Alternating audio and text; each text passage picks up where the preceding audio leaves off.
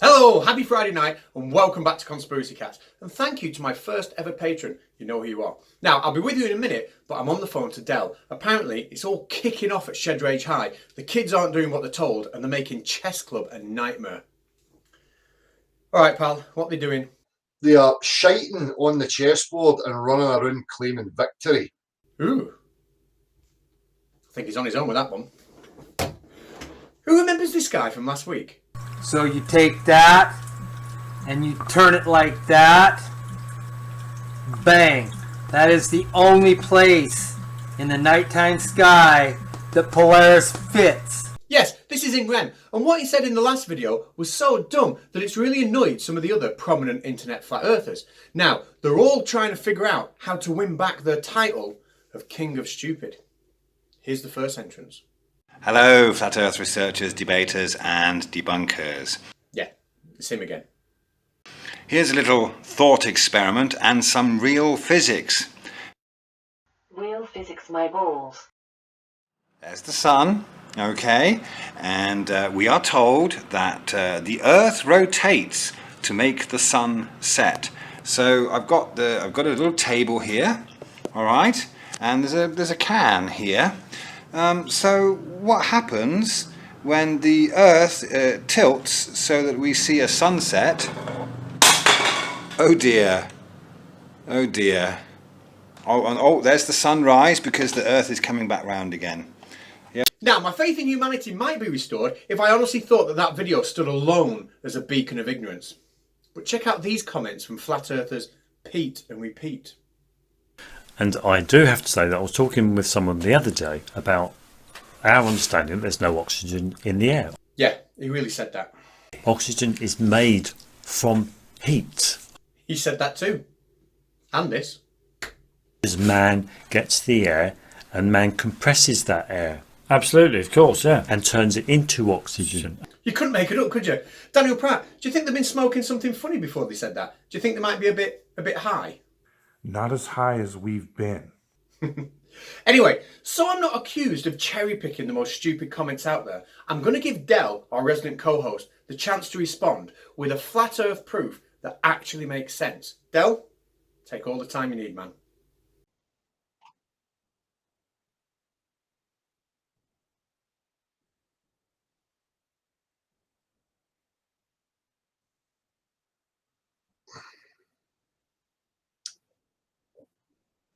Now it's time for this. These are the adventures of Ranty, the flat earther, as he explores the strange world known to Fraggles as the globe.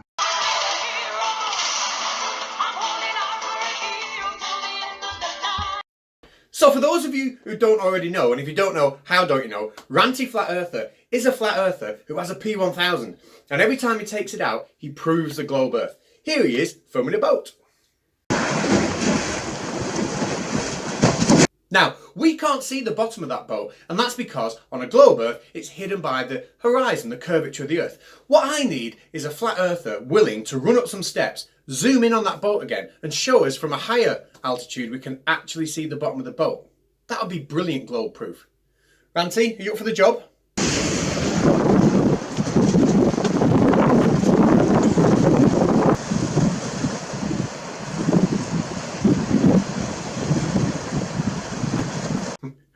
We love you, Ranty.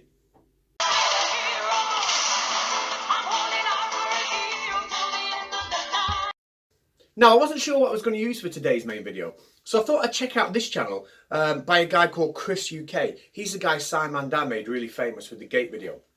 I've not seen this video before, so let me just check a clip out. So is that an impressive proof? That was amazing, yeah. Yeah, it really goes. Oh, he's got a really impressive flat earth proof. I might watch some more of this. So this is, for me, ultimate proof that it's flat, And motionless, and that the stars are spinning around us. Yeah. Ultimate proof? Maybe I should have watched this first. It's just And my hopes are that people grasp this, look at it, work it out, make great graphics, everyone uses it, and just look, it's obvious. That's it, yeah. He seems really confident. I don't think I'm doing it credit what this is saying. No, you It's are. important. Well, he does seem incredibly confident, doesn't he? I'm starting to get a bit nervous. I might just watch one more clip. This proves the globe as well. What?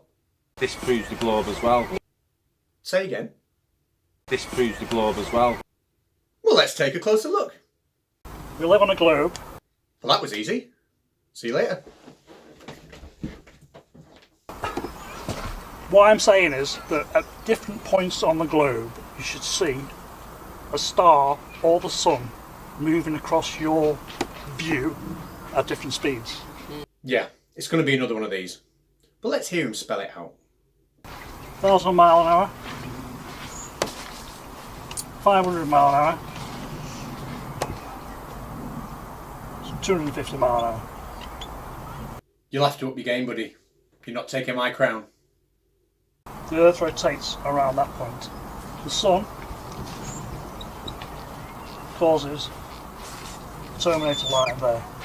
Okay, so far so good. He understands that the Earth looks like this. And he understands that your linear speed is going to change depending on your latitude. I wonder if he understands that angular speed doesn't change. So what's the difference between these 3 points? The difference is that the terminator line has got to travel all the way around the globe in the same time as this person here has got to spin around. That's why I'm saying you should see the sun from your perspective, or any item from everyone's perspective, move faster across your field of view, depending on where you are on the globe. Location. You get that? Mm-hmm. Yeah. We don't see that. Yep. So like I said, we all understand that angular velocity stays the same and linear speed changes. I'm not going to do yet another explanation on that. But let's see if we can answer his question in a context that might satisfy at least him. Check out these 2 clips.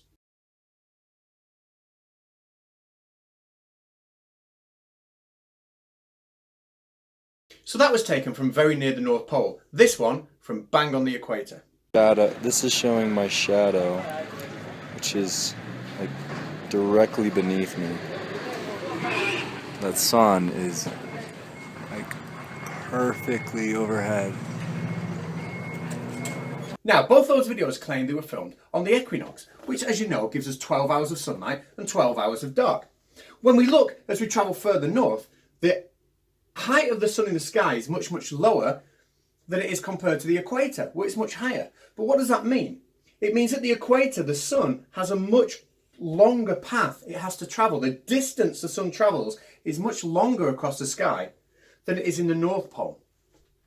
When we look at speed equals distance over time, and we know on the equinox we have the same amount of time of sunlight, the same amount of time for it to travel from here to here or here to here, then the one with the biggest distance is going to have the greatest speed, which happens to be the equinox.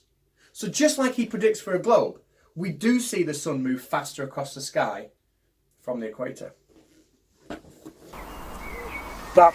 I hope I've done it justice, the idea. Yeah, you've definitely gone in depth. Yeah, it was brilliant, mate. Shed Rage High.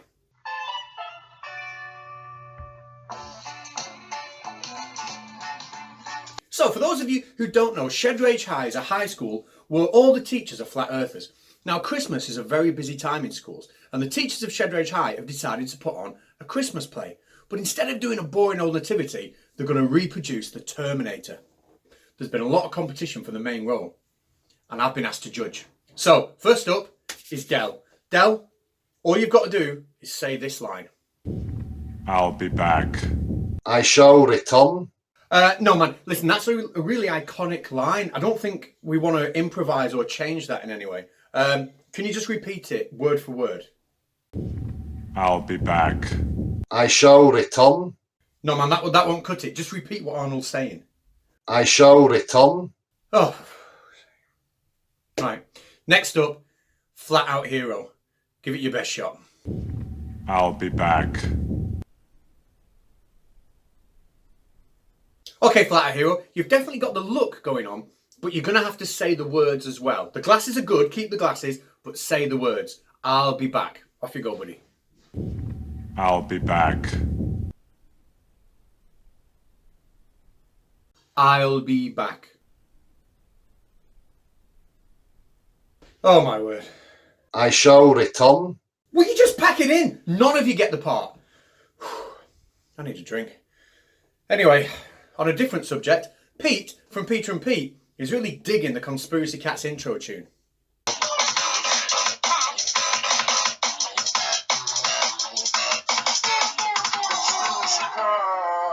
So boys, I've not seen you for a while. I believe you did a Flat Earth presentation the other day and there were a lot of youngsters there. How did that go? And when you talk to some of these young people, it does make you wonder whether they've been parented. Absolutely. What makes you say that? Because a lot of them seem to lack that, lack that what? Kind of, kind of what? You know, that. I don't know. That what? Being able to communicate with. Right. No Chatbox Travels this week. I'm saving up the messages for the Christmas special. But do make sure you stick around for the song at the end. Before then, I want to pull my Christmas cracker and show you some of the things inside. Namely, 4 of my favourite YouTube channels. Starting with this one, Feck You. Now, some people, I think, are struggling to understand the satire. Check out this clip and then check out the link in the description. All right, sit down and shut up. That's enough of that shenaniganry. This is a classroom, not a gymnasium. By the way, if you do check out and subscribe to any of these, please just say I sent you. I'd really appreciate that. Next up is a guy called Soundly. Now, I know everybody knows Soundly, but if you're new to this, and for some reason you don't, he takes literally the best globe-proving pictures there are, like this one. He's my go-to source for all decent photographic evidence. Please definitely check him out. As is a guy called Sparkane. Again, you've probably heard of him, but if you're new to this, you might not. Now, I'm only just getting familiar with him, but he's an expert at sort of modelling software and checking out what something should look like on a flat Earth and a globe Earth. Really, really good at debunking a lot of these ridiculous claims. Well worth subscribing. Again, his link is in the description. As is Fight the Flat Earth. I've linked a video that he did where he interviewed an ex-flat earther in the description here. It's absolutely brilliant. He's taken the internet by storm at the minute. Yes, one more. Paulsterx. I love this guy. It's a new channel. His videos are absolutely top-notch. Please also check him out. And again, if you do check any of them out, please say that I sent you. Now, a bit of music. Hello, darkness, my old friend. I've come to talk with you again, because a vision softly creeping left its seeds while I was sleeping, and the vision that was planted in my brain still remains within the sounds of silence.